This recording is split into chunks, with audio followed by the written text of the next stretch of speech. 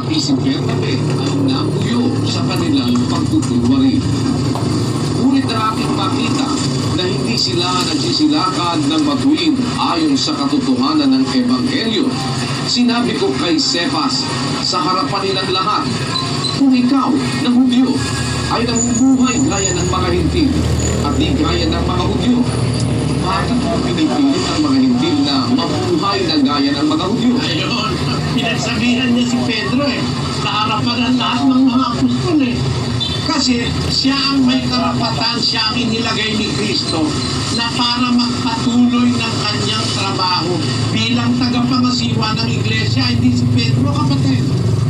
Kaya kung si Pedro, biro mo, Papa, pinagsasabihan ni Pablo. Hindi naging Papa sa Roma si Pedro dahil hindi siya destino sa Roma. Si Pedro ay apostol sa mga Israelita at hindi para sa hintil. Wala sa kanyang autoridad ang mga hintil. Miski si Pedro mismo kumikilala sa authority ni Pablo. Basahin natin ang sulat ni Pedro. Kay Kaligang Pedro Rescue. At inyong ariin na ang pagpapahinuhod ng ating Panginoon ay pagliligtas, na gaya rin naman ni Pablo na ating minamahal na kapatid, na ayon sa karunungang ibinigay sa kanya ay sinulatan kayo. Gayon din naman sa lahat ng kanyang mga sulat na dooy sinasalita ang mga bagay na ito, na dooy may ilang bagay na mahirap unawain, na isinisinsay ng mga di nakaalam at ng mga walang tiyaga, na gaya rin naman ang kanilang ginagawa sa ibang mga kasulatan sa ikapapahamak din nila. Kinikilala ni Pedro yung karunungan na kay Pablo. Sabi niya sa mga kapatid, sabi ni Pedro, alalahanin ninyo ang pagpapahinuod ng Panginoon ay pagliligtas. Gaya rin naman ni Pablo na ating minamahal na kapatid. Pinagsabihan na siya ni Pablo, mahal niya pa rin si Pablo. Kasi yun ang tagapangasiwa niya Mas mataas si Pablo kaysa sa kanya Ang katunayan, sabi niya, ariin niyo yung kanyang mga sulat, may mga karunungan doon, mahirap unawain. Kaya kapatid, hindi totoo na si Pedro ang nangasiwa sa iglesia o unang papa. Hindi, ang nangasiwa sa langit ni Kristo ay si Apostol Pablo. Siya ang inihalan ni Kristo na tagapangasiwa ng iglesia sa kanyang kautuan. Yun ang sinabi niya kay Ananias. Basahin natin ang 9:15 ng Gawa. Datapwat, sinabi sa kanya ng Panginoon, umaroon ka, sapagkat siya'y sisinlangiran sa akin upang dalhin ang aking pangalan sa harapan ng mga hintil at ng mga hari at ng mga anak ni Israel. Si Pablo ang wika ay sisidlanghiran sa akin, a chosen vessel unto me, to bear my name before the Gentiles and kings and the children of Israel. Nasakop niya pati ang Israel ng pangangasiwa ni Apostol Pablo. Kaya nga siya makikita mo, siya may pinakamaraming sulat sa Bagong Tipan. Pati sa mga Hebreo, sumulat siya. Pati sa mga Romano, sa mga taga-Corinto, taga-Thessalonica, ang may pinakamaraming sulat na nagtuturo si Apostol Pablo. Kasi siya ang inihalal ni Kristo na tagapangasiwa ng iglesia pagkapanit niya sa langit. Yun po ay ang nakasulat sa Biblia. Ngayon, nabasa nyo, bakit si Pablo humahatol? Bawal naman ni Kristo humatol. Hindi po bawal ni Kristo humatol, kapatid. Wala pong kontradiksyon sa Biblia. Sino ba yung binawala ni Kristo humatol? Basahin natin ang Mateo 7:1. Huwag kayo susunod ka dun lamang sa nakasulat. Huwag kang susunod sa hindi na. Isa kasi akong kasal ako sa pare. Tapos naghiwalay kami sa asawa ko. Nagkaroon ako ng anak sa ibang babae. Malaking kasalanan ko ba yung nagawa ko? Yun lang po, Brother. Magandang araw po, Brother Eddie. Gusto ko lang po itanong, paano po ba ang gagawin para makatiyak po ng kaligtasan? Mga kababayan, magandang araw po muli sa inyong lahat. Salamat po sa Diyos sa panibagong araw, buhay at lakas na kanyang pinagkakaloob sa atin sa araw na ito. Muli ko pong ipinag-anyaya sa inyo, makinig po kayo ng makinig. Kahit hindi po kayo umanig, basta makinig lang po kayo. Dahil sa ganitong paraan po, kahit papano, ay magkaroon tayo ng tamang pagkaunawa sa banal na kasulatan. Sapagkat mga kababayan, alam naman natin na marami po ngayon ang gumagamit ng Biblia. Datapwat bukod tangi kay Brother Eli lang po ang mas malinaw na mapapakinggan natin yung tamang pangangaral ng Biblia na logical at talagang maiintindihan mo. Maikukumpara nyo rin naman po yan sa ibang nangangaral sa ating panahon. Ito po mga kababayan, hindi na natin patatagalin. Pakinggan na natin ang ating kapatid na Eli. Agad tayo dumako sa lugar ng Balagtas, Bulacan. Kasama po natin doon si kapatid na Danny Navales. Kapatid na Danny, magandang gabi sa inyo dyan. Salamat po sa Diyos. At ang una po nating magtatanong, una po dito sa Balagtas, Bulacan, kay kapatid na Eli Soriano, ay si kapatid na Catherine Giray. Kapatid na Catherine, sige po, andyan na po si Brother Eli. Magandang araw po, Brother Eddie. Gusto ko lang po itanong, paano po ba ang gagawin para makatiyak po ng kaligtasan? Amo, para makatiyak ka ng sukat, kukuha ka ng metro. Yun, para makatiyak ka ng sukat, kuha ka ng metro. Susukatin mo, matitiyak mo kung ano ang sukat. Para makatiyak ka ng timbang, kukuha ka ng panimbang, yung kiluhan. Matitiyak mo kung ano ang timbang. Ang kaligtasan nakasulat, kapatid, sa Biblia. 15:1 ng unang Korinto.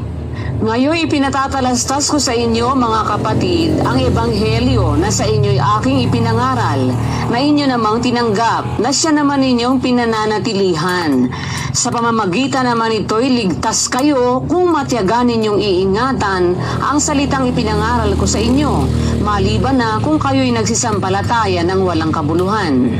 Maliwanag yung sinasabi ni Apostol Pablo, ang ebanghelyong ipinangaral ko sa inyo, na inyo namang tinanggap, na siya naman ninyong pinananatilihan, sa pamamagitan naman nito, ligtas kayo. Kung matiyagan yung iingatan ng mga salitang ipinangaral ko sa inyo. So, ang kaligtasan, yung pag-iingat, pagsunod sa ebanghelyo, yung salitang ipinangaral ng mga apostol. Ang isang halimbawa nung aral na yon, yung sinabi sa aral na ebanghelyo, iibigin mo ang iyong kaaway. Yon. Matututo kang umibig sa kaaway. Alam mo kasi, pag natutunan mong ibigin ang kaaway, lalong mapapamahal sa'yo yung hindi mo kaaway. Yung tatay mo, nanay mo, asawa mo, kapatid mo, pinsan mo, kamag-anak mo, kapitbahay mo. Eh kung kaaway nga, pinapaibig yun pa kayang si mismong sariling mga magulang mo. Pag natutunan mo na yung aral ng ebanghelyo, iibigin ang kaaway, matututunan mo lang ibigin lahat ng tao. Kasi kaaway nga, naiibig mo Yung pang hindi mo kaaway ang hindi mo maibig. Ang ibig lang sabihin, yung aral ng ebanghelyo, tuparin yon, kapatid. Sinusunod yon, ginagampanan sa buhay. Nagiging panuntunan o way of life. Yun ang paraan para ka makatiyak ng kaligtasan. Nakasulat yon. Kumbaga, ang banal na kasulatan, yun ang metro. Kung ano yung nakasulat sa Biblia, yun ang metro. Yun ang nakasulat, yun ang ikaliligtas mo. Yun ang pantiyak mo. Halimbawa, ikaw lumuluhod sa mga ribulto. Katanungin mo sa nakasulat, yun bang ginagawa ko na lumuluhod ako sa ribulto? Yun ba ay utos ba ng Diyos yun? Pagka nakita mo yung sagot at utos pala, okay yon, tuloy mo.